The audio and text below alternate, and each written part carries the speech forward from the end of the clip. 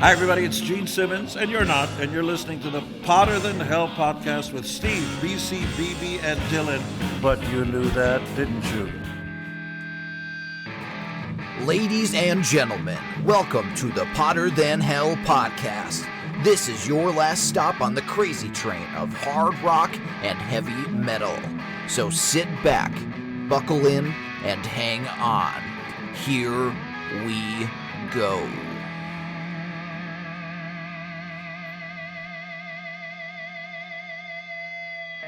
Hello, Potter Than Hellions. Welcome back to the Potter Than Hell podcast. This is Steve, your host. Thanks for tuning in. You guys are awesome out there, and I'm joined as always by BC and BB. Our keyboard player this evening is Dylan. And we have two special returning guests here that we haven't had on in a while. Two great friends of ours that we met down in Nashville a couple years back. And our good friends from the Digital Killed the Radio Star podcast, David Hudson and Chris Craig. What's up, fellas? Good on, guys. How goes it? We are good. Good to go. Good to hear from you guys. Good to get back together with you guys. This is kind of like our pre-party for the Rockin' Pod. So, because we'll be down there, we're recording this on the 6th of August, and myself, BB, and Chris and David will be in Nashville on the 9th, and we'll be doing the pre-party down there. So this is our pre-party, I guess we could call it. Yeah, quick little warm up. We'll get ready, man. And it's Tuesday. I have to forget what day it is. So yeah, just a few days, man. Nashville, Tennessee. Yeah, get the beers ready. Yeah, we can't wait. It's it kind of sucks because we're at the mercy of our airline because the Nashville flights are Friday and Monday instead of I was hoping for Thursday and Sunday, but it kind of screws us out of our early day to kind of get together and stuff like that. And plus the flight doesn't get until 7 o'clock, so we're going to miss the mixer, but we'll make up for lost time down there. The pre-party is going to be great, and for anybody that doesn't know out there, the Rockin' Pod Expo is going to be this Friday. The pre-party will be on Friday the 9th at the Airport Marriott in Nashville, and the Rockin' Pod Expo itself will be at the same venue at the Airport Marriott in Nashville. All the great podcasts are going to be there. There's going to be great guests like Michael Sweet from Stryper, David Ellefson from Megadeth, Brian Forsyth from Kix, and Jason Beeler. There's a whole shitload of them. We'll post a link to it and hope we see some of you guys there. Well, I mean, by the time this episode comes out, you guys will be at the Rockin' Pod. That's true. We will be, when this comes out, BB and I will be probably arriving at the airport. Yeah. When this episode actually comes out. So if you're listening to it, hope we see you guys there. Yeah. All right, before we get rocking, David and Chris, give us a lowdown. What's going on with digital these days? Let's see. We have a good list of people to interview at Rockin' Pod, so I hope all of those play out. We're getting close to our 100th episode, and we just booked a guest that very rarely does interviews, and we're really, really excited about that. Somebody that's got Chris is in Memphis and I'm in Jackson, Mississippi, and so we've done a bunch of Memphis bands, and so for our 100th episode, I've been trying to get a Mississippi musician, and this is one from a band that everybody's going to know. We're not going to, because we still have we're recording it next week, but we still have a couple of more episodes before we get to number 100, but we're trying to go forward to get more and more interviews and less of just me and Chris talking, and so forward to that. Other than that, we're just chugging along. Yeah, just I guess to give the smallest of hints of what we have. If you have Sirius XM, you hear this band on Lithium, so that kind of tells you the air. Let's just say that the forecast calls for no rain. Yeah, you just said who it is, man. But okay. I have no idea who that is. Do I know who it is, Del? No, you don't. Okay. Okay. Wow, man, you guys really are strictly metal. Hey, Chris, metal and Dream Car. Exactly. All right, man. There you go. We got one. We'll work on you this weekend. We'll try to find you something else. No promises, though. No promises. All right. Speaking of bands like Dream Car and whoever these guys were talking about. That's what they're talking about. Oh, that's what I thought it was. Yeah. That's what I thought it was. Okay. Oh, sure you did. No, I did, because I won't say what made me think of that, but it so I do know who that is. I know like one song. What are we listening to, fellas? Let's let David and Chris go first here. Let's see. I'm going to stay on format for you, Steve, so Thank I don't get the off-format card thrown. Man, I cannot listen to the new Rival Sons, Feral Roots. I guess it came out 4 or 5 months ago, but it's probably my album of the year up to this point. And I mentioned this on our last podcast. I've always liked these guys, but I'd get their albums, and there'd be 4 or 5 songs I really liked, and then the other 4 or 5, really didn't do a whole lot for me. And I think the two years of touring that they did opening for Black Sabbath really helped them, but they'd gotten into a rotation where they just did an album every year. And, at some point, you need somebody to edit some of that because you're just putting out too much stuff. And so I think that's what happened. It's just a great rock album. You can tell they listen 70s music growing up, but they're not ripping anybody off. It's their own sound. And so Feral Roots by Rival Sons, I cannot say enough good things about it. Awesome. I have checked that album out. It is very good. I gotta spend a little more time with it though. Chris, what do you got going? Well, I guess I'll try to stay on format too, because y'all know I'm listening to some stuff that is not up your alley. But I'll do my best I can, and probably go on a little bit more on extreme level. But I know one band you're going to talk about, Steve. I'll go with a band that is in the neighborhood, same genre. And I think I texted you these guys, but still listening to a good bit of Insomnium. Anybody that doesn't know who that is, they're melodic death metal, and very they kind of have the Viking theme as well.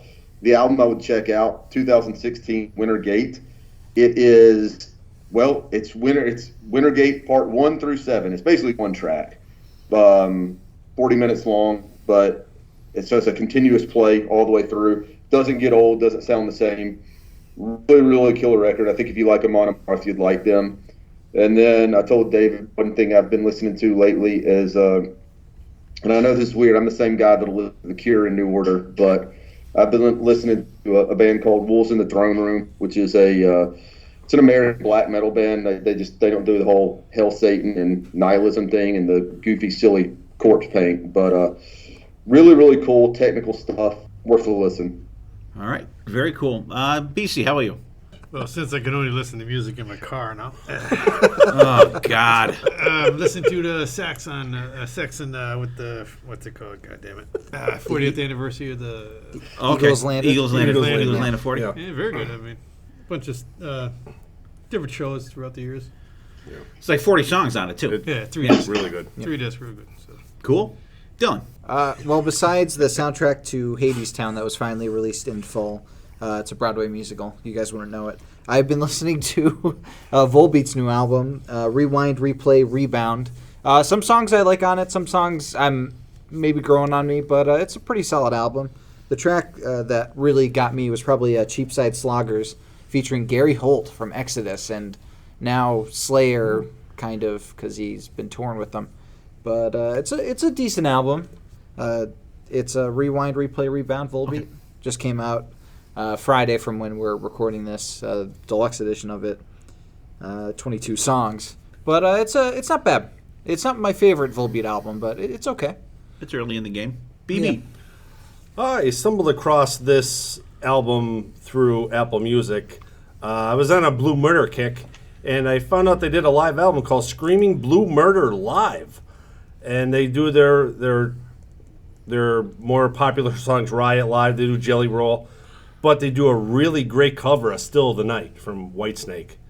And according to this, it was released in 2009, so I don't know if it was just released on a CD. I never heard of it, and it's really, really good. Cool, very cool. Yeah. That's live. Okay. Yeah. Yeah, because he was the guitar player in Whitesnake. So Right. Awesome.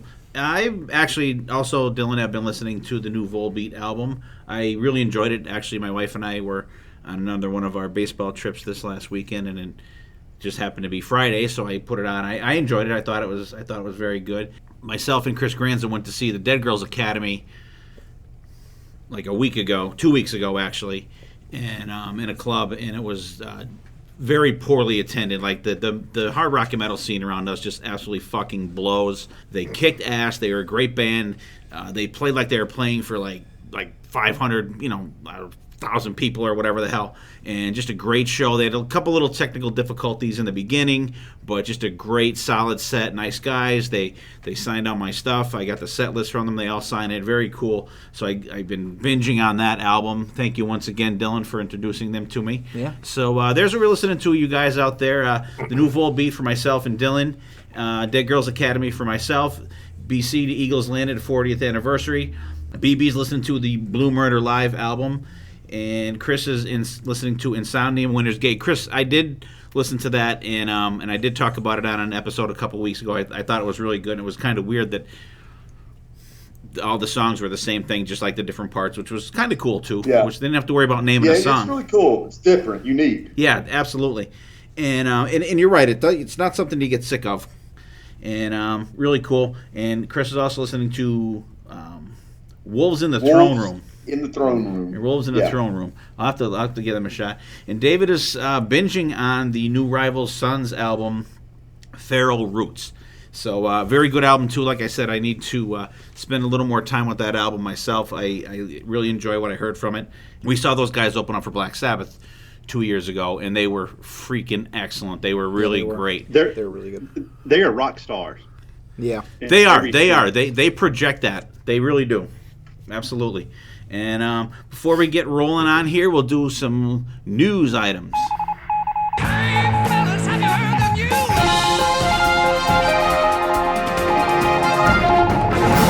Okay, this week for the news, we got a couple things here.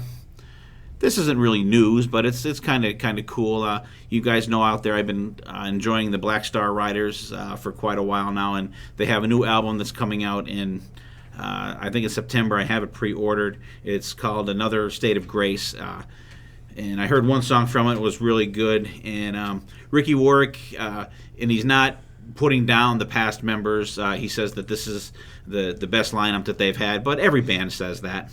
Damon Johnson has moved on from the band, and Jimmy DeGrasso is also gone as the drummer. So they have Chad Sliga there now, and they have Christian Martucci on guitar, who was from Stone Sour. And just I'm really looking forward to this album. I don't know if anybody has anything to comments about this or not, but I think it's cool that they have something new coming out. And we kind of know Chad a little bit. Chad Sliga, great. He was the original drummer in Breaking Benjamin. He was in Black Label Society. Just a great down-to-earth guy, young guy, fucking monster fucking drummer. I just find it interesting that we've seen Chad Sliga twice in different bands, but both opening for Judas Priest. Very cool that that's the case. But I want to meet a band that goes, you know what, this lineup we currently have right now, I'm not happy with it. But it's always the best version. We're all right. We're not very good. It's like every Kiss album is going to be the new Destroyer. That's so frustrating because Damon Johnson's one of my favorite musicians of all time. That first Brother Kane record. He's great, Brother Kane. We've talked about it on our podcast. It's one of my favorite debut albums. And then he put out an EP a couple of years ago. It's like 5 songs that they're all just perfect sounding. And there's no way that it's going to sound that's a better band with him. I mean, he is a musician's musician. Everybody loves him. Hey, David, did you see he's going to be opening for Tora Tora here in Memphis in December? Yeah, I've got to go to a wedding that day, but I think I may try to get up there. Yeah. Cool. You can sneak out. Hey, act up and get thrown out. Well, it's the girl that introduced me to my wife, so even better. Okay.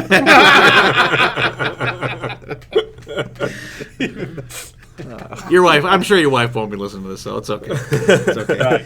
All right. And actually, in a little bit of distressing news, Brent Fitzy from Slash, featuring Miles Kennedy and the Conspirators, one of the drummer for the Conspirators, he had to bow to the last dates of the Slash tour because he has a detached retina. And BC and I actually saw these guys last week, and it was unusual because Brent came out when he had a hat on and he had sunglasses on. And I've never seen him play like that. And they said Miles Kennedy said something. He said he wasn't feeling good or he wasn't feeling something. Good before a show, but he came out and played. We're gonna play anyways. And you couldn't tell that there was anything wrong. But apparently he does have a detached retina, and so he's going to be sitting out. So a guy by the name of Shane Gallus is going to be playing drums for them. And actually, this is the second time on the tour that one of the drummers had, or one of the band members of the Conspirators had to bow out for some shows. The rhythm guitar player, Frank Sidoris, his wife was undergoing some chemo, and so he took off some shows, some of the European shows, to be with her for the chemo. So, and they had Corey Churko, that is the guitar player in Brent and Todd's band, Took. And so he filled in for Frank there. So they're, best wishes to Brent. And, if there's any way possible anybody out there could catch any of these Slash shows, go. I'm still I got goosebumps now for how fucking awesome that show was. What do you think, BC? Great show. I mean, like I said, it was weird seeing him not only with sunglasses on and a baseball cap. I mean, not too many people drum with a baseball cap on. And then they announced that he wasn't 100%, but he said, we're doing a show anyways. But that was a great show. If they canceled, I would have cried. I swear to God, I would have fucking cried. He would have took the bridge.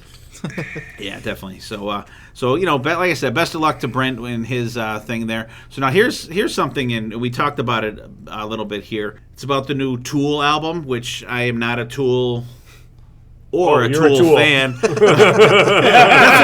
another podcast. Sorry, that's some other guy. Sorry. But they apparently they're this mathematical band, and I don't know, that was explained to me, and it just I'm not a math guy to begin with, but the album's 80 minutes, an hour and 20 minutes. I can't listen. I can't focus on these guys for a song, let alone fucking 80 minutes. And it's supposed to revolve around the number 7. So I don't know. Thoughts, anybody? I don't know. Well, I find it very interesting that this is almost like going to be the couple months for Tool, because they just released their entire catalog on digital for the first time. They've always been so anti-streaming their music. It's always been about the physical CDs and all that different things, and seeing them at the shows whenever they would play them.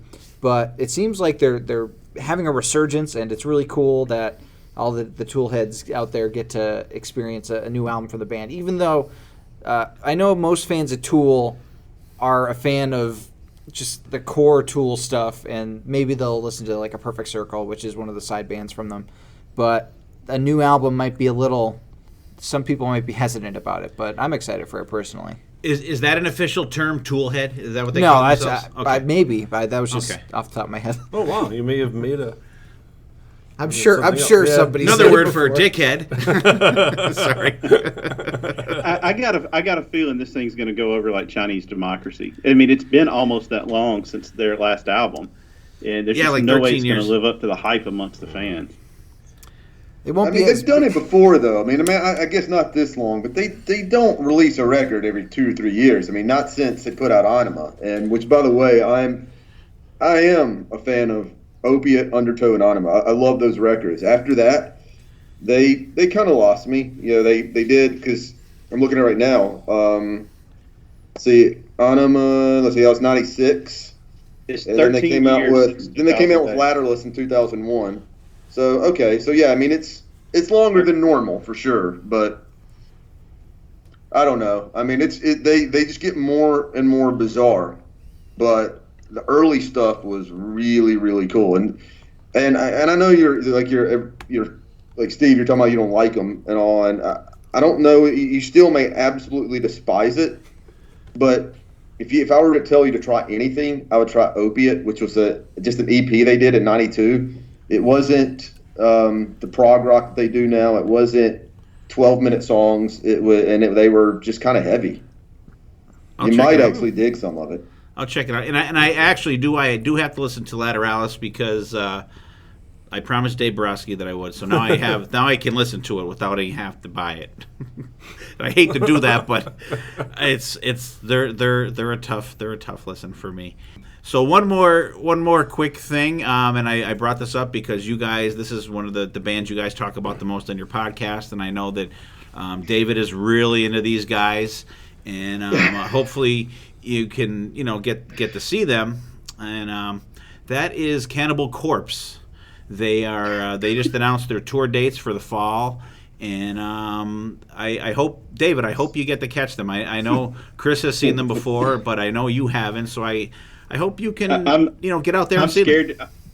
I'm scared to go see them, but Corpse Grinder is a great follow on Instagram. I'll tell you, and I said this to David. Their crowd it's not what I thought it was going to be. This just super weird crowd, and on it, I mean, it just looked like a metal show. I mean, a hard rock metal show. It wasn't anything out there, and I know I was, stuck out like a sore thumb, but everybody was cool to me. And look, I mean, they're not. We joke about them a lot because Corpse Grinder is just. It's just. I mean, we just think it's hilarious that he's singing for a band called Cannibal Corpse, and they have the sickest lyrics ever.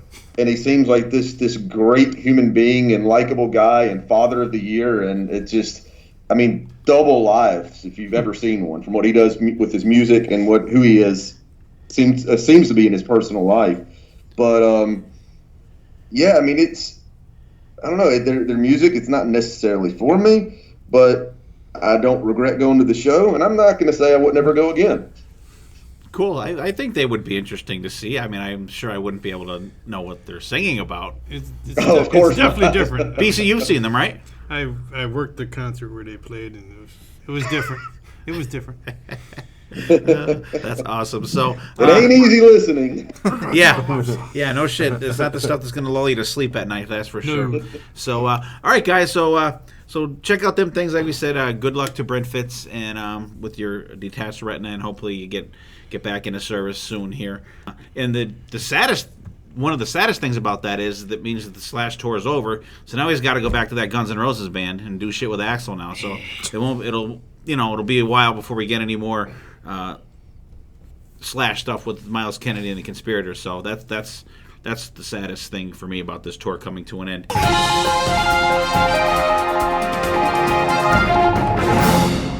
So here's what we are going to do today. As you guys, I don't know what the title is yet to this episode, but I'm sure it'll be something. We're talking about great opening riffs. Yeah, it'll be something. Yeah, it'll be something. It'll count something. We're just going to leave it blank. Episode, just a number. Great opening riffs. Yeah, we're going to name it Great Opening Riffs. There we go. There it is. And so I'm not sure how you guys want to go. Well, you're the host of the podcast. I know. I was going to do our scientific method and put our names into a hat, but I didn't really have time to do that. So let's go alphabetical order. All right. There we go. So by last name, first name? No, by name. So BB, you're first. Woohoo! So I will take Van Halen songs for 100, Alex. Oh, that's name not the singer that killed the band. I don't have a Jeopardy. What is Sammy Hagar? I don't have a Jeopardy ready. I'm sorry. Damn it! All right. I kind of approached this kind of weird because I knew you guys are going to kick ass and take names with all your songs. So I kind of went on a little different route. So you decided not to? I kind of went a little different. And then when I saw your list, I paused for a minute. I'm like, oh shit, were you supposed to? And I doubted what I picked. Let him talk about his picks. Sorry, I knew. Talk about it. With six of us, you guys are going to just knock it out of the park with your picks. I'm like, you know what? I'm going to go a little bit crazy because the second somebody sent something to us about a opening riff, Tesla's Love Song was on the radio. I'm like, well, that's kind of cool. It's acoustic. Every time and then it gets a little electric. Every time I hear in the that, beginning. I want to play acoustic guitar. Exactly, and I think that's a really big plug for acoustic players who actually, everybody wants to know That does the One by Metallica, and then you want to learn Love Song by Tesla. So my first pick went acoustically. So I picked Tesla's from their Great Radio Controversy album of 1989. And like I said, it's just a great acoustic start, and it's probably over an hour acoustic. And there's a little bit of electric kicks in at the end, but it's just an iconic start to a song. I had to throw it on there. I had to put it out there. Everybody's known it. It's just a great opening riff in my eyes. And the next pick I went a little alternative / grunge. I went with Rusty Cage from the band Soundgarden off their Bad Motor Finger album of 1991. And I thought it was really, really neat because I remember reading about these. I was humongous with Soundgarden back in the day. 1991, that's where I graduated high school. These guys were always playing in my car. And the way they play this song, how it starts, that 5-note twang that they go back and forth with. It's actually the lower E string is actually turned to a B, so the guitar player, and I can't think of his name, I didn't write it down. Kim something. Kim Thal. Dahl. Yeah, it's like Thyiel or something. But he says that he did that because he wanted to make the opening track of that album sound like it's being played backwards. So I thought that was really cool. That was always a really cool riff in my years back in '91. So I wanted to throw that out there in my little grunge category of opening riffs. So hopefully I don't get too bashed of these two songs. All right, why don't we do this? We'll each do our two, then we can go back around and you can talk about everyone's. Right. Do a little time saver. So, David, no, I'm sorry, BC, you're next alphabetically. We're not going no order of our list, right? No, whatever. It's your list. Do whatever you want to do. All my picks are from the 80s. Shocker. Yeah, we are in the middle of 80s month, and I kind of fucked that up myself too. So, I did. Anyways, I picked this band Hurricane from I want to say 85 maybe. 86 it would have been. I caught these guys. I read about them. Then I caught them opening up in Scranton for Striper.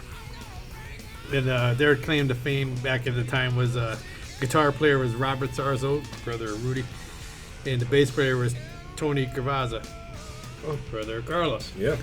So how can you go wrong? And I picked up they had like an EP out. I think it was only like 4 or 5 songs on it. I have it on vinyl. That's right, people. But I picked the song Hurricane by Hurricane. Just opens up with this raw guitar intro, another whammy bar action, and it just sets the tone. I mean, to me, it's a great sounding EP too. It's very raw, not very produced. Was the EP called Hurricane as well? Yes. So it was Hurricane by Hurricane on Hurricane. Hurricane. No, I'm sorry. You confused me. Take what you want. Okay, well, that's a disappointment. I read something. Yeah. You wanted a triple Hurricane. Yep. No, it was Take What You Want. Okay. It's on Hurricane from Hurricane.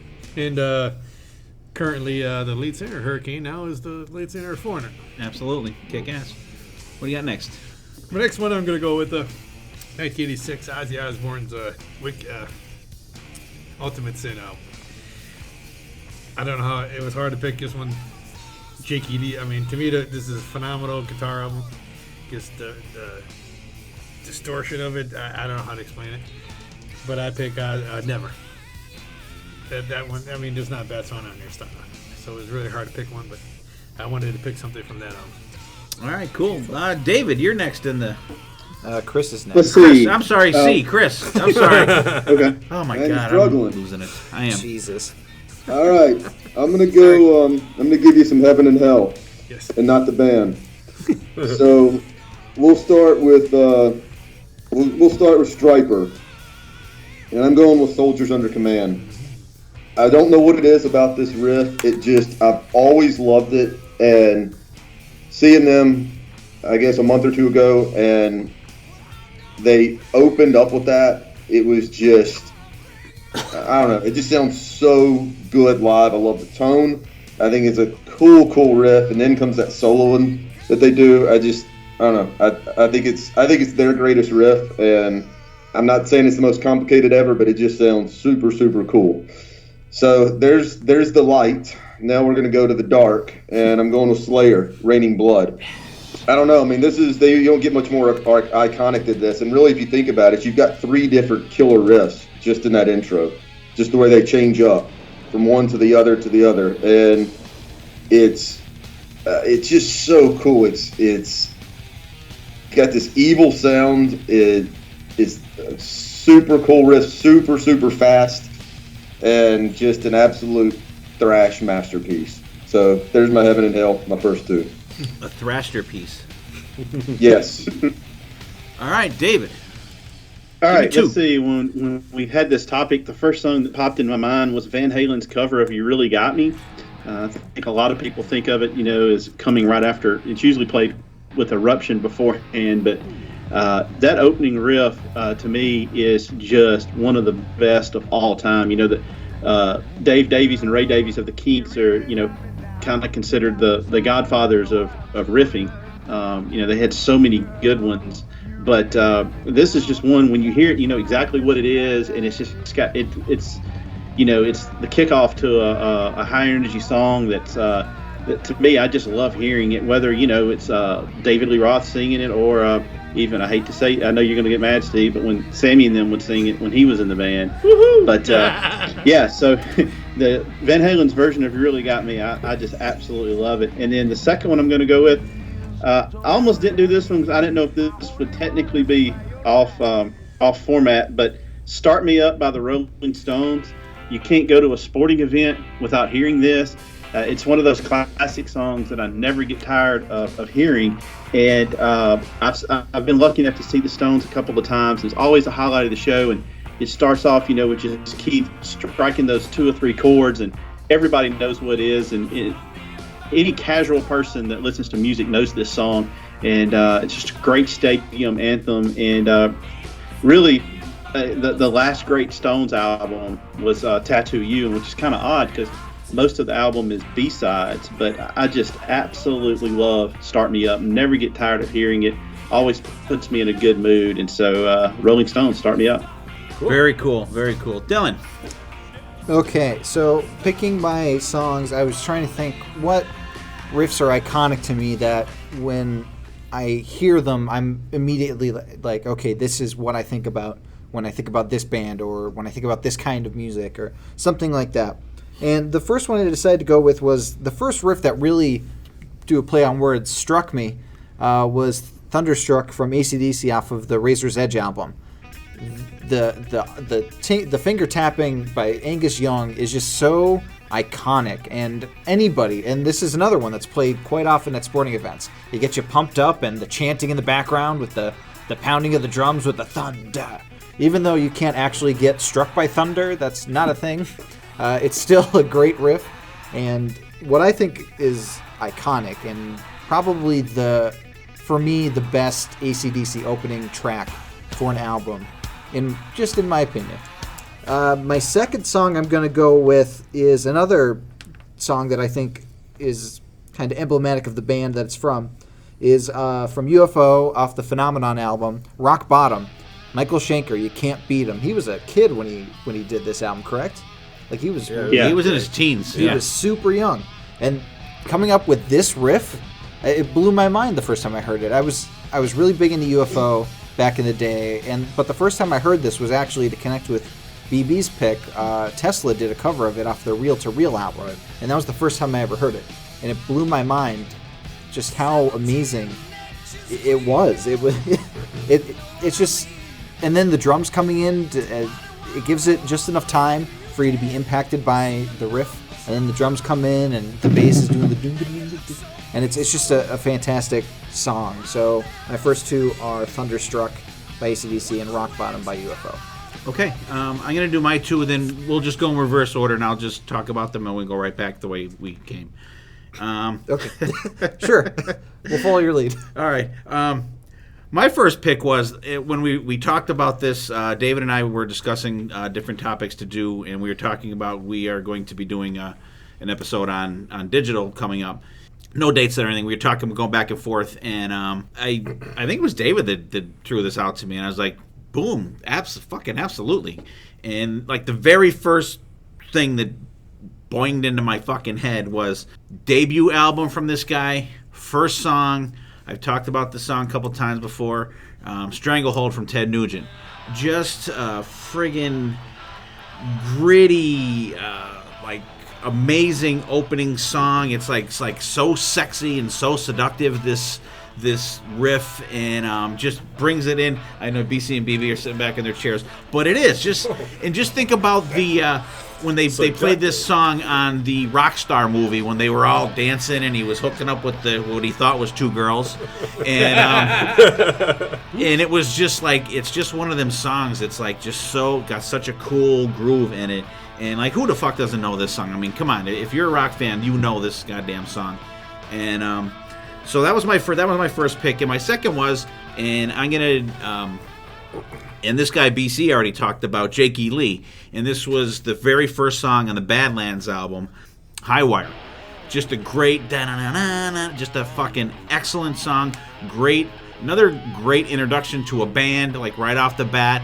Great writer in these songs, and I always just equate these songs also too, and for my picking these things is how they kick into the songs, how it is a perfect fit for the riff, and it just makes the song so much better. And so that's my first two picks. I picked Ted Stranglehold, and I picked High Wire from Badlands. And I'll go through these guys' lists here. I'll start with Dylan's. AC/DC, love this song, Thunderstruck.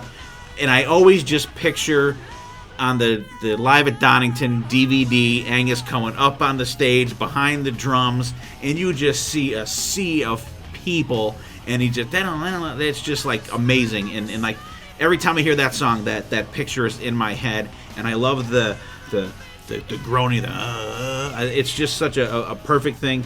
Awesome pick, Dylan. I really enjoy that song. I think it's great.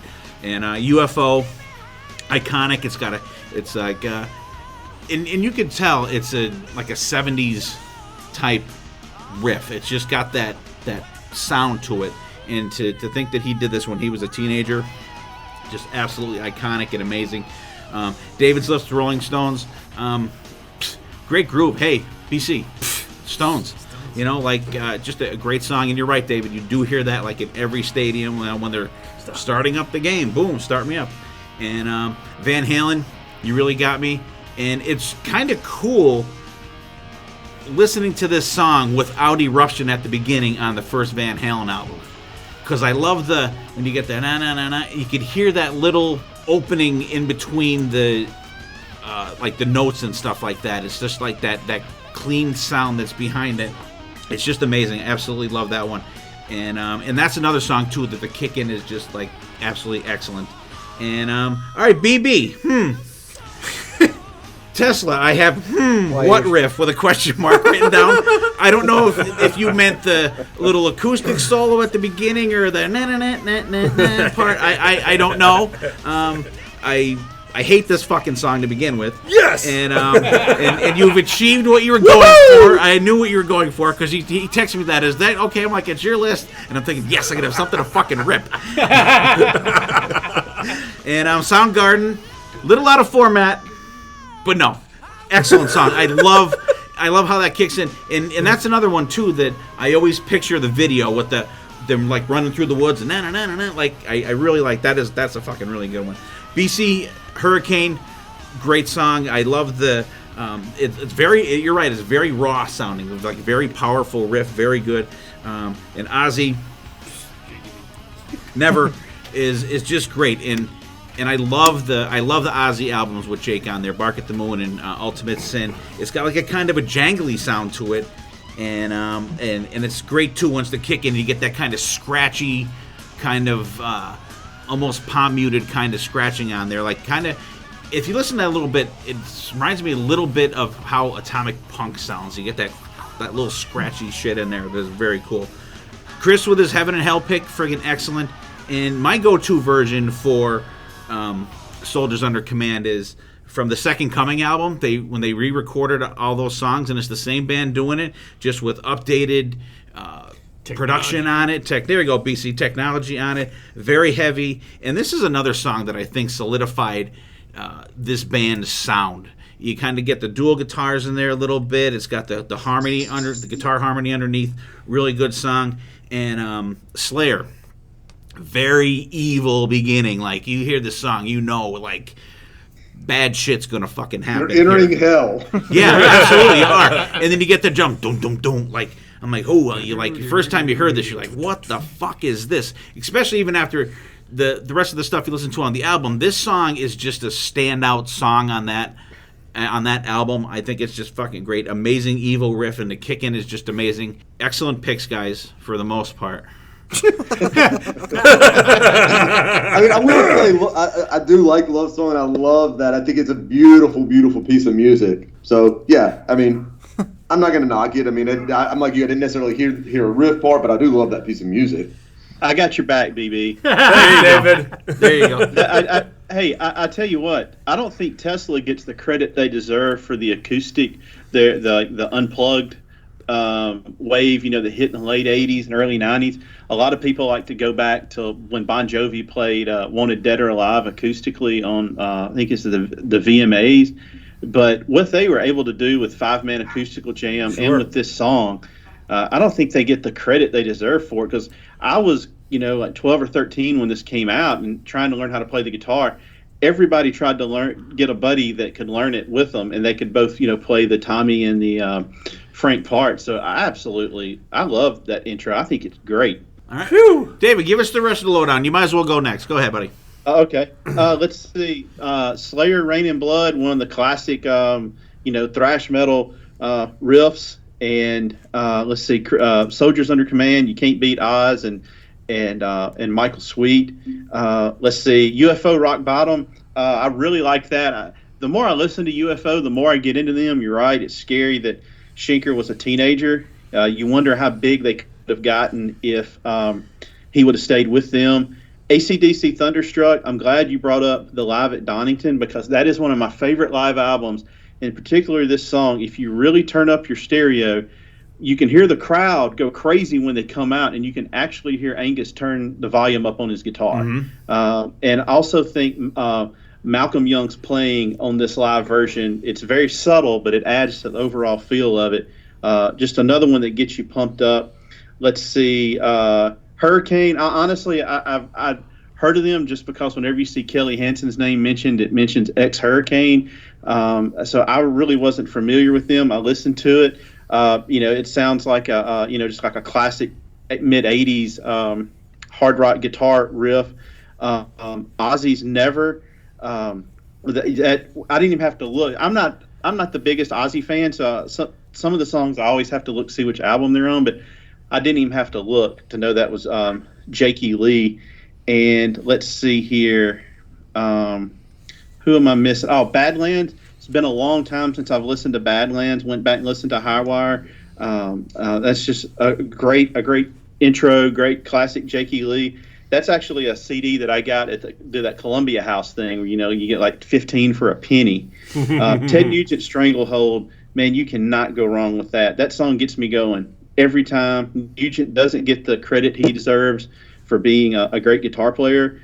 When I think of like classic 70s rock, that's in there. And we probably could have put Cat Scratch Fever's opening lick in there as well. And let's see, Soundgarden, Rusty Cage. The older I get, the more and more I appreciate Soundgarden. I think one of the things that's interesting about this is a little bit faster than they normally played. Normally more sludgy. They get the grunge moniker, but honestly, they owe a lot of their sound to Black Sabbath. But yeah, all great picks. All right, Chris, go ahead. Well, I'll just touch on a few of them instead of just going, because everybody's kind of recapping them. Yeah, I mean, I agree. Stranglehold. I mean, that you don't get much more iconic than that. I mean, there's not much that can be said. Uncle Ted, and that is one of the most classic all time. I really like the Rusty Cage pick, and I also love that early Soundgarden stuff. Ozzy, it's just Jakey Lee. Period. What Ozzy player isn't good, but it does seem to be. I find more and more people that fall in the Jakey Lee camp. It seems like everybody's Randy or Zakk, but like a good buddy of mine. I mean, it's the Jakey Lee records. Those are the ones for him. Stones. I mean, anytime you got Keith, and that is a legendary intro. AC/DC, the Thunderstruck. Yeah, that's killer. Yeah, UFO. That's another band I'm not super. I don't listen to a whole lot. They've never necessarily done it for me, but yeah, great playing. And I'm going to go back again with the Tesla. I do really love that piece. I keep calling it piece of music instead of calling it like guitar riffage, but it's beautiful. I'll say that. All right, Dylan. Okay, BB, I liked your picks a lot, actually. You know me, I'm your fellow grunge lover here at the Power Than Hell podcast. I love the call and response of Rusty Cage. Like, it's almost like they're like across the room from each other. And it's like, hey, let's try this out. And it's like, okay, now you try it. And then it just keeps going. And that's such a great song. And I love Soundgarden. I actually thought Love Song was a good pick. It is like an iconic riff. It to me, as soon as I hear that opening guitar, like the bam, bam, bam, I'm immediately like, okay, I know exactly what song that is. Right. Like it's instant. So that to me is an iconic riff. BC Hurricane. Very disappointed it wasn't Like a Hurricane by Neil Young, but it's a good song. I've never heard it before, so it was good to listen to it. And Jakey Lee is fantastic. He does riffs really, really well. He does. It was a shame that his stint in Nazi wasn't longer, but Sharon. when he was there, he made a good impression. Chris Striper, fantastic opening riff. I love the guitar harmonies in that song. It's fantastic. And Raining Blood, that to me is okay. Heavy metal. There's a riff for you that defines heavy metal and the darkness of Slayer. And it's probably their most iconic song for a reason, and I think the riff is a really big part of it. Let's see. David, you really got me. The way that Eddie plays it makes the riff good, which is why I'm glad you picked the Van Halen version. I love the Kinks, but he plays it with such an attitude and like does the extra little strumming that makes it got that bite to it that I think really adds to the song. And Start Me Up is, I'm gonna say, it's elegant in its simplicity. It's you just have those simple notes, but you know exactly what's happening following those notes, and it's a good opening riff. Dad, I hope to never hear you say Ted Nugent like describing Ted Nugent as sexy. I wasn't describing him. I wasn't describing him. Or seductive. Yeah, it's the riff. I'm telling you. It's a good riff. I don't know if I would call it sexy. But, Don't call it sexy. But High Wire, again, the first time I heard the song was a cover, the Adrenaline Mob's cover. Fantastic opening riff. That's another one that it punches you right in the face and gets you really in the mood for the song. And like you said, it starts off the song perfectly, and it's really good. So really good picks, everybody. BC. I'm gonna go with I'll start off with Dylan. I'm gonna touch a few of them. UFO and Rock Bottom, love that song, and like you said, Tesla does a great cover of it. But like you said, just that it gets you pumped up. AC/DC classic. Steve's, I'm gonna go with Badlands. Just Jakey Lee, the way to me he's very. I think he gets pushed aside for some reason. I don't know why, but he's very underrated. And just opening and track that song is just phenomenal. And David's the Rolling Stones. Like you said, I'm a very much of a hits guy, I guess you would say, when it comes to Rolling Stones. But this song, like you said, Start Me Up. It just, you hear it everywhere, and it just very simple, but very boom, effective. BB. Tesla. I love the beginning of that song. I'm acoustic guy, so I love the beginning of that song. And Thanks, buddy. And it has a little bit of a little bit at the end. In the beginning, right before they. It's like a big bowl of spaghetti, and they put a little cheese on top. Cheese on top there. Soundgarden, Rusty Cage. When I first came out, I was very anti all that kind of music because I was hurt. But as I got older, I really got into a lot of that music, like Pearl Jam and early Soundgarden, stuff like that. Love it. And off Chris's list, the Heaven and Hell, I love that. Striper, to me, Oz Fox has such a distinctive sound. How he does it, who knows? And then Slayer, Rain and Blood is, like you said, every time you hear it, I remember hearing that for the first time, like, what the hell is this? I'm thinking, you just felt evil come over you, like, holy shit, am I going to live past this? It's like a wave of evil. You felt that warm sensation of evil come over you. But classic Slayer there. All great picks. BB. Yeah, I'll go in order here. BC, it's funny. We got Jakey Lee. We got Jakey Lee on two songs, and there's so many guitar players, and there's so many in Jakey Lee's. So it's kind of a testament to Jakey Lee, what a great player he is, and it's a great pick with Never. But like you said, you could have picked anyone off that album. Chris, I'm going to go with Striper. I love Oz's and Michael Sweet's. They have that certain high-pitched like twang that they have with their opening riffs. It's just really, really cool. Catches my ear. Love it. Dylan, your pick of Rock Bottom is spot on. Love UFO. Love Michael Schenker. Great pick. I'm glad I'm kind of throwing UFO down your throat, and I'm glad you're starting to enjoy what I'm feeding you. Steve, I Stranglehold. every time I think of Uncle Ted, all I can think of is that big Gibson Birdland that he just holds and just makes the strings melt. Fantastic pick. And David, Van Halen. How can you not pick a Van Halen song? You really got me. Eddie turned that song, a little bit around, and he made it his own. He made his own little riff in the beginning, and just a fantastic, fantastic pick on everybody's part. Great job, first round. Woo-hoo. Yeah, good first round, guys. And we'll take a quick break here, and we'll come back and we'll do a little hidden gem action. All right, hidden gem time, people. Are we ready? BC first. No, I'm only fucking with you. God damn it. Dylan, what do you got? Okay, my hidden gem is a local band. I don't think they're still going, but the reason why I picked it is because the opening song from their album that they put out, just to me, is such a good opening riff. And I guarantee that none of you guys have probably heard them before. But they're a band called Dirty Rotten Liars. And I remember seeing them at a random show at Eleanor Rigby's, an old club that we used to have. And the album, and actually it was a different album cover than when I originally got the album at the show. It was like a re-recorded thing that's on iTunes right now. It's self-titled, and the track that I'm focusing on is called The Dead. Awesome opening riff. Fantastic band. I really wish that they were still doing stuff because I really liked the songs on this CD, and they were really good live too. I think they were a 3-piece, I want to say, but they filled out the sound really well. All right, cool. I'll have to look for that. Chris, what do you got for us, my friend? All right, I'm going to give you something that I don't know if you can find this anywhere other than on YouTube, because I was telling a buddy of mine about this record. I do have the CD. I love it. Every now and then I bring it out, and I was thinking about it because I recently made him a copy of it. But it's a band called Spoiler NYC, and they did one album. It's called Grease Fire in Hell's Kitchen, and it's the guy who's on vocals. He's vocals and bass, and he's a bassist of Life of Agony. And this is a punk record element. But it's darker. It's not just there's nothing pop about it. It's a darker record.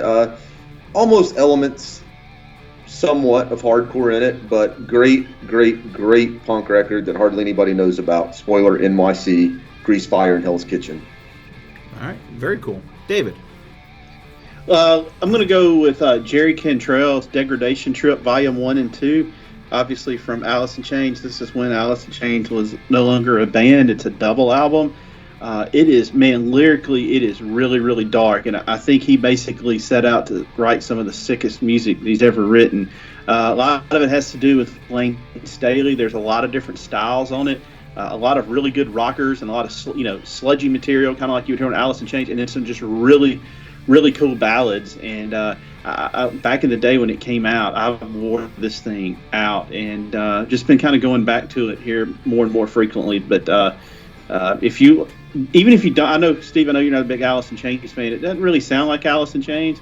You might like some of it, but it's just an awesome double album. I have it, actually. And really? I enjoy it, yeah. I haven't listened to it in forever, but I do have it, and I am familiar with it, and I enjoyed actually quite a bit of it, actually. Very cool. BB, how are you? We're going to go back all the way back to 1991. There was a band from Australia called Ice Tiger. Released the song Lonely Heart. They are a cross between Great White and White Snake. Fantastic. Great White Snake. Yeah. Fantastic song.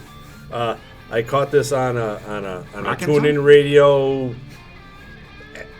channel from who knows where, and it was just fantastic. So, I'm not even 100% sure if it's even on iTunes.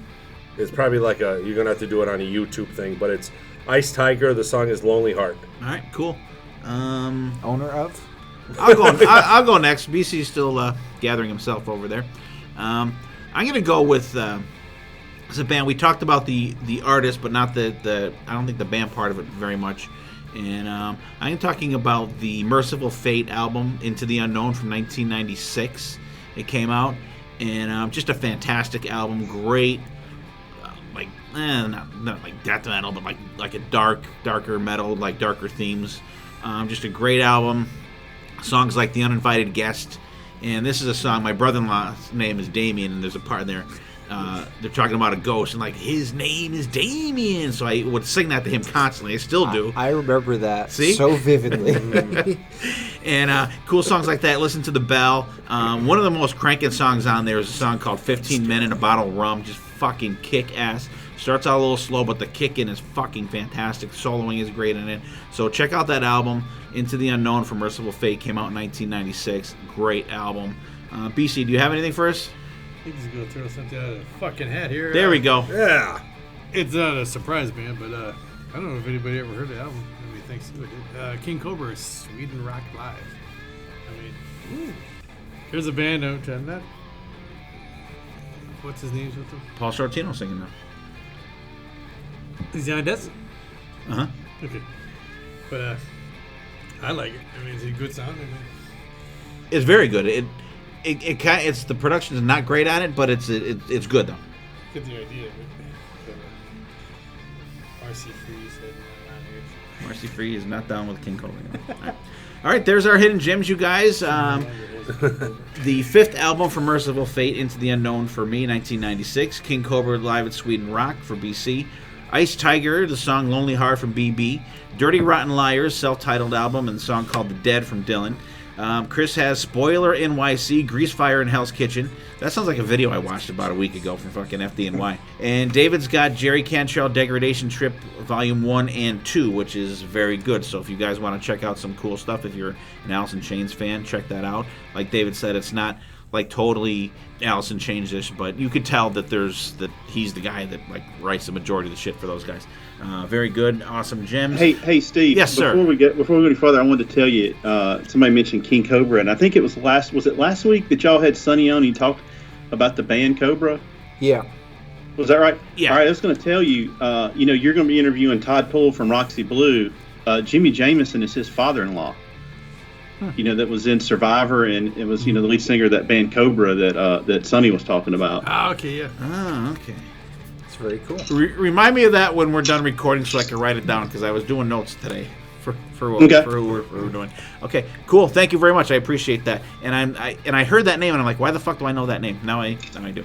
See, I'm gonna have to go back and listen to your guys' interview with Todd Poole, and you guys just totally fucking ruined the interview for me. Man, you got 15 minutes. You're gonna get one question.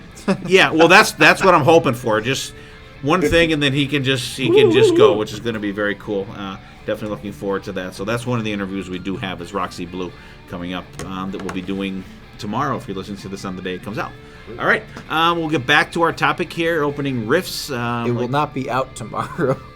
No, that's me. That's a joke. I know you didn't say that. I'm saying that it's not going to be out tomorrow because I'm not editing it that quickly. Okay, yeah, he's not going to go home and edit it tonight. Right. Okay. All right, let's get back into it. We'll start with Dylan this time. Okay, so actually, it's really funny that I split the songs up like I did because I was going more older for my first two picks, and these next two are a little more new school, if you will. The first one, it has to be from the amazing band that, unfortunately, two of the members have passed away, Pantera, off of Cowboys from Hell, which is not their debut album, BC. The title track, Cowboys from Hell. In BC's heart it is. In my heart, it will always be the first one. Yeah, it starts out with this cool chugging thing, but then the comes in, and then everybody comes in, and the bass is following the guitar riff, and it's a really awesome statement for the band's new sound, I'll say, since they were a glam rock band, if you will, before that, and this is going into pretty heavy territory for them. Phil Anselmo rocking the vocals that are completely different from Terry. Was it Terry Glaze? That was Terry Glaze. Terry Glaze. Yeah, Terry Glaze. That was the singer before him. But Dimebag Darrell, you can't say anything negative about his guitar playing. It's fantastic and packs a punch. And I love the tone on his guitar for that riff. It's fantastic. My last song is going to be from one of my dad's favorite new bands out there, off of the EP Pope Star. It's Ghost with Square Hammer. Now, the leading instrument in this riff is mostly the rock organ, but the guitar is also doing the same riff, so I'm counting it as a guitar riff. It's so catchy. It's simple. It's something that somebody could pick up and play pretty quickly. And I love the contrast with the bass going the dun dun, and actually the rhythm guitar is doing it too. But it's a really awesome, iconic new riff that I wanted to highlight as well. From Faceless Ghoul 1 and Faceless Ghoul 2. Yes, from the Faceless Ghouls. All right, Chris, what do you got up for us next, my friend?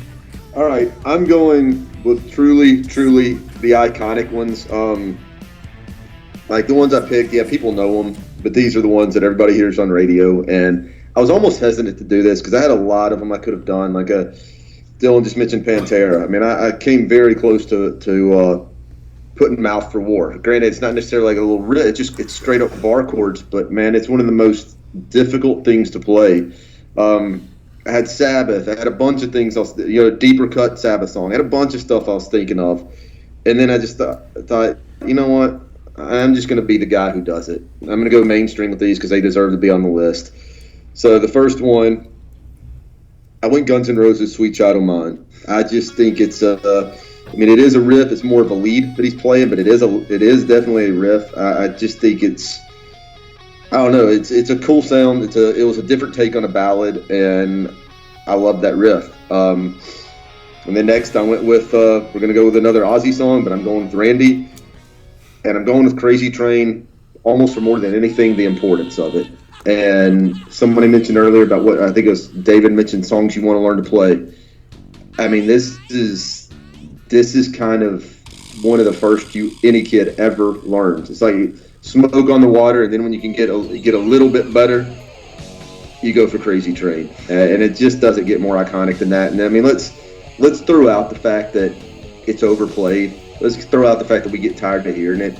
Just listen to how cool the riff is. Listen to how cool the tone is.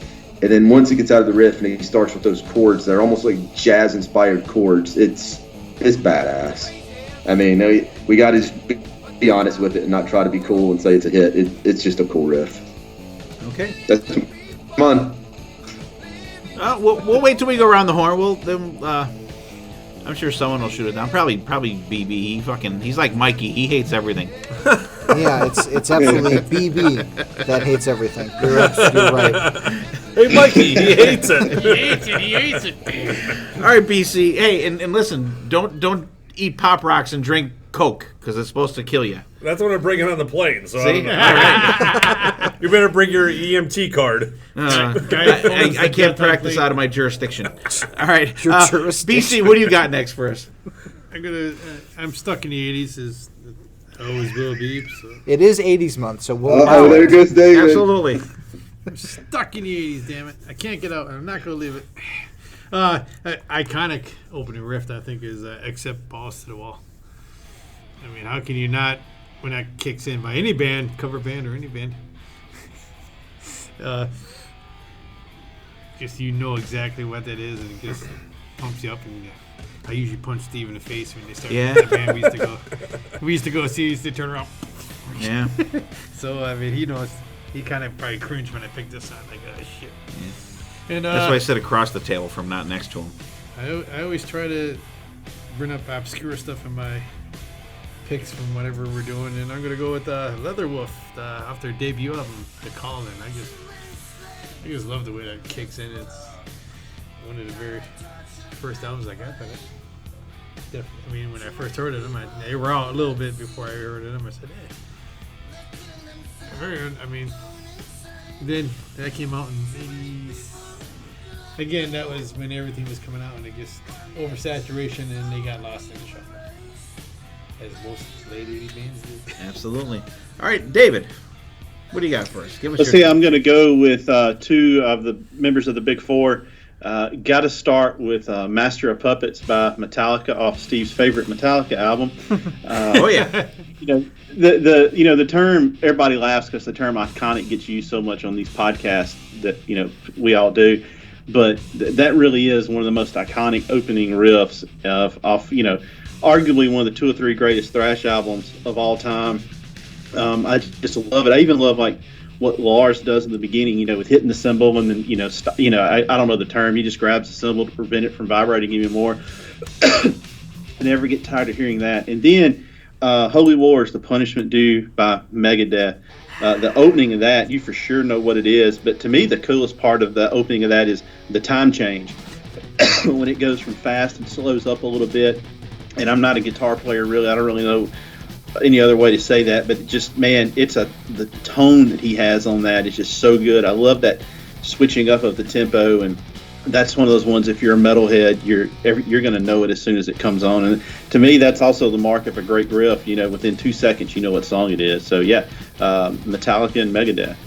Cool. Okay, I'll go next, I guess, on this one, and I'm gonna wrap up my list with I think I picked this song on the episode we did with you guys for like scary songs and songs, but the creepy songs, whatever it was. I'm picking Bloodbath in Paradise from Unbearded Zakk. Yes. And from the No Rest from the Wicked album, a song about the Manson family and just like the helter skelter crazy shit.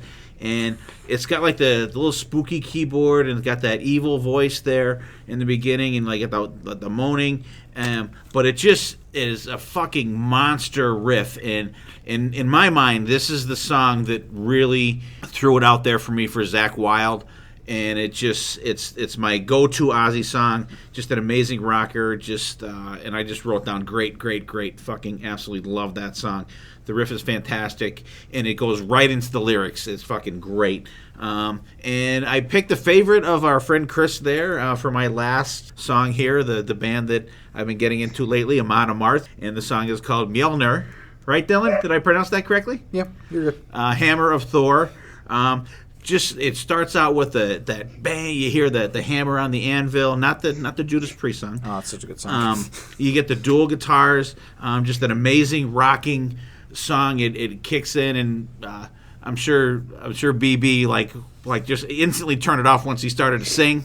But just a great song, just in the tradition of kind of this riff. Kind of reminds me of someone like Hammerfall or Halloween. Just that great like power metal kind of song, and just absolutely love it. BB, wrap it up. All right. So since I did acoustic and I did a little alternative, now I'm doing a little Rocky Blues opening here with Great White's House of Broken Love from the 1989 album Twice Shy. This song blows my mind. The opening guitar between Mark Kendall and Michael Lardy are just fucking fantastic.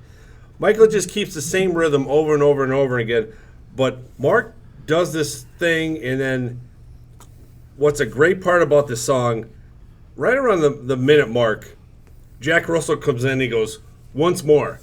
And they do it again, and then Mark does another run of riffs for like another 45 seconds, but Michael's still keeping that same rhythm guitar groove.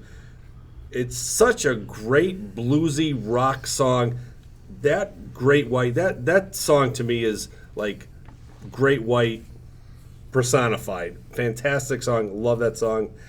And then I couldn't leave Eddie Van Halen off my list, so I went with Ain't Talking About Love from their debut album 1978. This one, he plays it. There's to me, there's that loose string twang that he has going on there. And, once again, I believe David picked a song from this album, so it's just an iconic song, an iconic album. Eddie Van Halen just blows everybody out of the water at this point in 1978, and everybody after that tries to be him. So I had to put him on my list, and that ends my list. All right, BB, just keep going. Go through everyone's here, and we'll go. All right, I'll keep going. I'll grab like maybe just like one from everybody, so That's everybody fine. gets a little time. BC, you know what I thought about Leatherwolf? Leatherwolf and Accept, actually both songs actually really sound the same the way they start. 80s rock, baby. You're living in the past. It was cool because I played one and I played the other. I'm like, wow, I went back and forth a little bit, but they actually sound really similar to me. Chris, Ozzy Crazy Train. How can you, like you said, like how can you not want to play the guitar like Randy Rhoads? That polka dotted flying V was like iconic back then. You know, everybody wanted to have the guitar. Everybody wanted to be like him. You know, sound like him. Fantastic pick, Dylan. Pantera. Love that song. Love Pantera. I love what Dimebag did with that band. Fantastic pick. Righty. Thank you. The unbearded Zakk. You didn't pick one, so I had to. Exactly. But like that album is like spot on. Like Miracle Man, Tattoo Dancer, Demon Alcohol. All those songs are just mind blowing. Like guitar wise, it was fucking fantastic. And David, you got your 1-2 punch with Metallica and Megadeth. Fantastic picks. They're just iconic songs. They're so quick. They're so upbeat. That's what these bands now are trying to be with, like these guys. And I really enjoyed this. And great picks. All right, David, what's your summarization here, my friend? Let's see. Crazy Train, top 5 rock riff of all time. Sweet Child of Mine, maybe one of the most memorable, recognizable openings to any song that we're going to talk about. Let's see. I'll just pick one here. Pantera, Cowboys from Hell. Dime was a great riff writer, and all of his riffs had a lot of crunch to them. If you understand what I mean with that, and that's one that certainly is that. Ozzy, Bloodbath in Paradise. Like I said, I'm not familiar with a lot of Ozzy stuff. When I listened to this, I honestly thought it could have been a Black Sabbath song with the opening riff. Really liked it. Let's see. All right, so BB, Great White, House of Broken Love. I'm so glad you picked this. This, to me, is just an amazing song that's kind of simple, but that opening riff, and I love the little drum fills that whoever's the drummer for Great White does on that. This is my favorite Great White song. I never get tired of listening to it, and I almost don't consider it, in the glam or hair metal genre at all. Just a great pick. Let's see, BC, you had Leatherwolf. They're one of those bands that I always heard about, but I never really knew anything by them. I listened to that song a couple of times today. It's a good pick. That is a great riff. And let's see, Steve, I think that covers it. Or Dylan, let's see, I'm trying to figure out everybody's name on here. I think that covers everybody. I think so. All right. BC. I'm going to go with BB, House of Broken Love. Great White, blues rock, bluesy hard rock. Great White's the place to go. Chris's list, Crazy Train, that's iconic, classic. How can you go wrong with that? Dylan, Pantera, off their first album. Yeah, off their first album with their first in your heart. Come on, in BC's eyes, with their classic sound, their first album. How can you go wrong with the Dimebag Darrell? Ozzy's Bloodbath in Paradise. Like I said, that was such a, to me, weird time because like the big deal was Zakk Wylde. Ooh, he's like 18 years old. Ooh, Zakk Wylde. He's a big fucking deal. He was He was the big deal back then. He still is. I'm sorry. Don't hit me. Okay. Stop hitting me. And then of course David's Megadeth. How can you go wrong? Megadeth. All right, Chris. All right, ain't talking about love. It was going to be on my list. So that tells you everything you need to know about how I feel about that. I think that is just about as badass playing as Eddie has as far as an intro. I love it. Cowboys already touched. I was considering, actually, probably a few Pantera songs I was considering. So many great riffs, like David said. So I love that one. I think Balls to the Wall is a really cool sounding riff. I've always loved the sound of that. Holy Wars, we're all given one of my picks credit, Raining Blood, as being a thrash classic and one of the biggest masterpieces of the era. Well, Holy War, that deserves credit too. It's right up there with it. And Amon Amarth, man, you could name. I could have picked about 20 songs that probably could have fit on here. I love that pick, and I just love that band. All right, awesome. Dylan.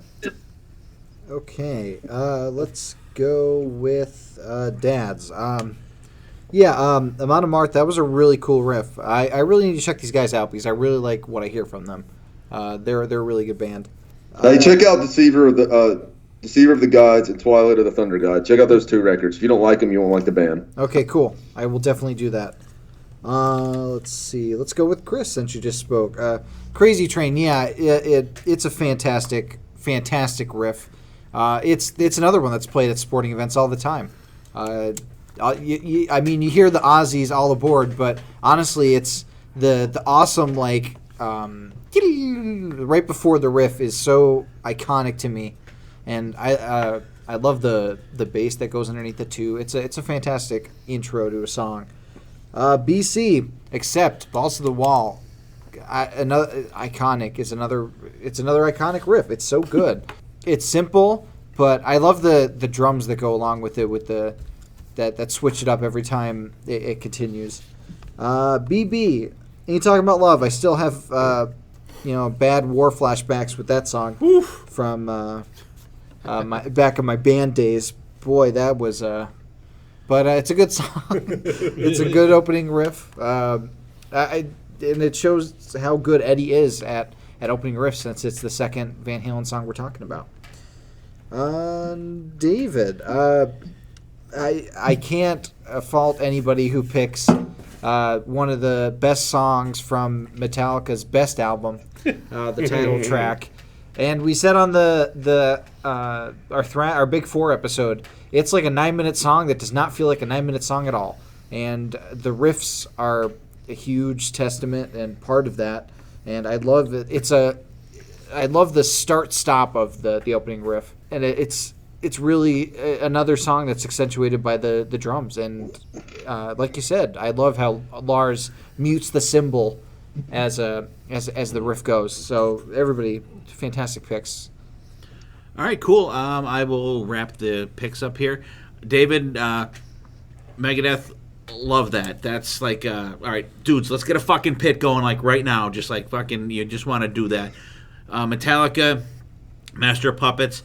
Every time I hear that song, I think of the fucking movie Old School when they're grabbing the guys up to be in the fraternity, and he tackles the guy in the. You said you think you're fucking dead. Yeah, he tackles the dude in the fucking fountain and everything. Absolutely love it. 2 great songs. BB, Van Halen ain't talking about love, and it does. It has that same kind of little echo as the riff is going on. Yeah. Absolutely love it. Great White, very bluesy. Very cool pick. I do love that song. That's in my top 5 Great White songs, I gotta say. BC Leatherwolf, fucking... When BC picked this song, I'm like, ooh, shit, I haven't listened to these guys in forever. I put it on, and I was like, kick-ass. Great. Except Balls to the Wall, like BC said, this is the song he just beat the shit out of me, too, when we go see our local band playing. Or except, like it's mean. It's like a mean and gritty riff. It's just got such a... mean and gritty feel, and at the same time, just a groove to it. It's so good. Chris, absolutely right. And I think you put it absolutely perfect. This is the smoke on the water for our generation, for kids learning to play this on guitar. I mean, you like when you said that, I kind of got like chills when you said that. That's perfect analogy for that song. Great job. Guns N' Roses, Sweet Child of Mine. That's another song. Who the hell doesn't know that? I mean, come on, just and like you said, they're overplayed, but you know what? Just listen to these songs, and now you know why they're played so much. Dylan, yes, Pantera, love Cowboys from Hell. They're from their first album. It's not, and actually, I had Revolution Is My Name as one of my songs. That's a good one. That's just well. a fucking phenomenal. Yeah. And but like Cowboys from Hell, it's great, and it's a great introduction to their new sound. Once they got went more metal than glam metal, and Ghost, very cool. Are You Square? Are You on the Level? Really cool riff, like kind of understated. Yeah. But very, very catchy. Absolutely love it. Guys, this was a great episode to do, and it was not really labor intensive because you didn't have to even listen to the whole goddamn song. So it was just, I've listened to, I think the 10 seconds. longest Okay, one we're was good. BB's, but I'm not saying anything because I wasn't sure if he was talking about the little plinky part in the beginning or the I wasn't sure which part he was talking about. It's actually the riff like towards the end of the song that he was talking about. Yeah. You got to go all the way to the end. Oh, we'll see. I never get I that. thought it was I never get that far in I that thought song. it was ending riffs. Oh, okay. But great episode. We'll go around the table. We'll say our goodbyes, and when you say your goodbyes, give us your top 2 riffs. You can't pick any of your own, and we'll wrap it up. We'll start with Dylan. Okay, this was a fun episode. I really like talking about things that it's basically a first impressions episode. A song only has so much time to get you into it or to turn you away. And honestly, we picked a bunch of songs that get you into it with those first opening riffs. If I had to pick my top 2, now am I picking just overall everybody's except mine? Yeah. Top 2? Yeah. Boy, I think You I can have pick to... 2 of mine. That's fine. I think I have to go with High Wire, so one of yours, and probably... oh boy. I mean, just for how iconic it is, Crazy Train. Those are both riffs that immediately give me a sense of who the band is, what's the sound that's coming at me, what am I going to expect in the next couple of minutes. And I think they do a really great job of getting you as an introduction to a sound of a band. But everybody picked fantastic. I could honestly pick most everybody's picks as some of my favorites because they're amazing riffs. BB, what do you got for us, my friend? First, Chris, David, thank you for coming on. As always, it's a pleasure to rock out with you guys here. And before you know it, we'll be rocking out down in Nashville. So, if you guys are in Nashville out there, check us out. I'm going to go Dylan's pick with Cowboys from Hell. Nice. Dimebag's fantastic. I love that riff. And I cannot go without saying Unbearded Zakk with Bloodbath in Paradise. Look out. He knew he bought your vote. Yeah. All right. Chris. Yeah, cool episode, guys. Enjoyed it, and looking forward to next weekend. Wish everybody was coming, but we'll drink a beer for you. Picking 2 off of this list. There's a lot of them, and it's tough, and so I had to just go just as quick as I could first thought, and I went and circled them without giving it thought. So the best way to do it. Ain't Talking About Love, Cowboys from Hell. Good picks. All right, BC. Chris and David, always good having you guys on. And you got to do me a favor, keep an eye on these 2 down there because... Yeah, BC's usually our babysitter. Yeah, so I usually now babysit these guys, so, I mean, somebody's got to do it now that I can't make it. But, again, how can you... There's so many songs you get picked for opening lines. But out of our list here, I'm going to go with Striper, Soldiers Under Command, and Badlands, High Wire. All right. David, give us your wrap-up and give a good plug for digital, and go for it.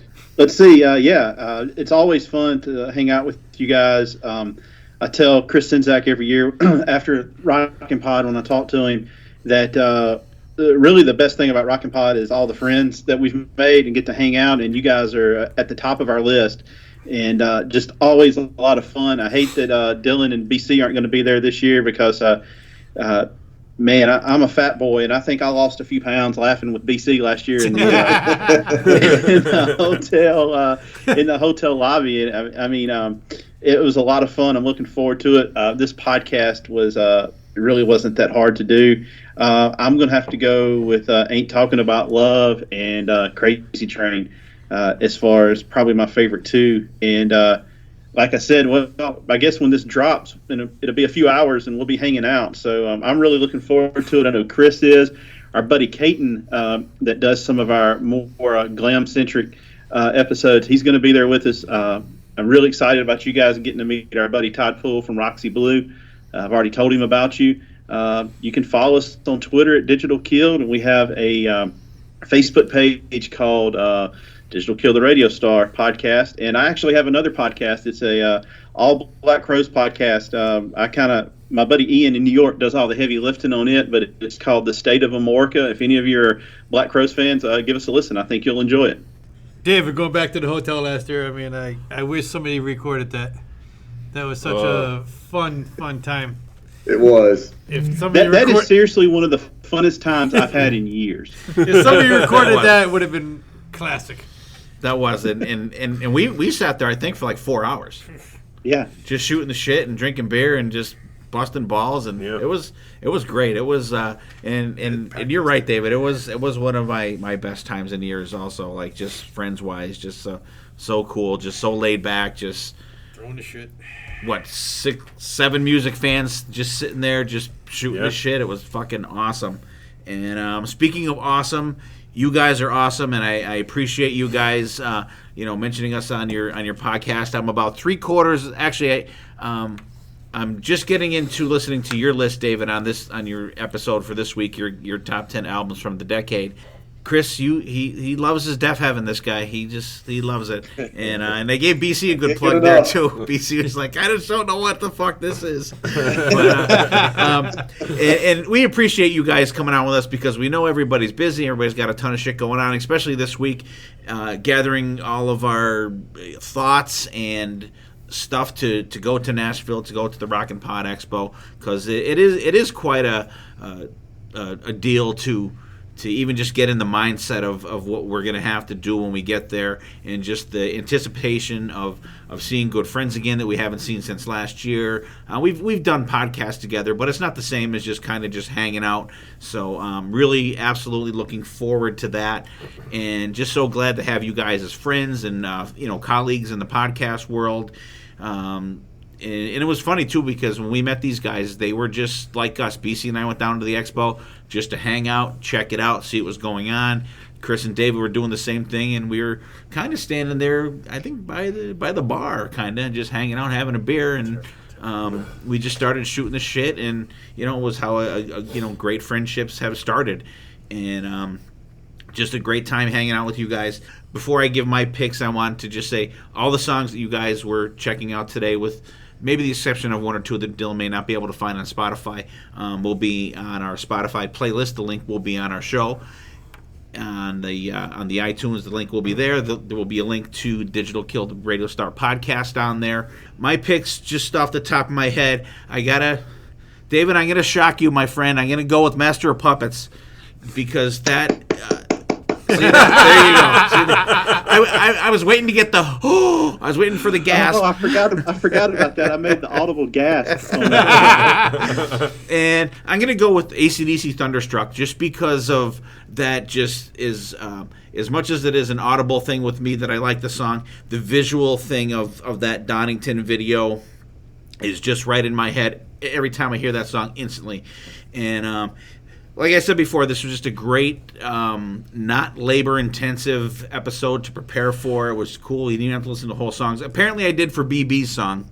Yes. And it's funny, too, because I printed out a list of everybody's songs for everybody for tonight. And when I printed BB's list, I put a question mark after House of Broken Love and Love Song. And he just noticed it 5 minutes ago, and he's pointing at it and laughing. So it's always good fun doing this stuff, and it's a great time. We love you guys at Digital, and we're going to be doing a ton more stuff with you guys. And so check them out, Digital Kill, the Radio Star podcast. You can find them pretty much everywhere you can find us. There'll be a link to those guys on our show for this week. Get out there, listen to some music, you guys. Get out there. Hopefully we can see some of you guys at the Rockin' Pod and interact with us on Facebook. You guys are great doing that. And we love you guys. Hope to see you out on the road. Take care of yourselves and each other. And we'll see you next time. And there will be a next time.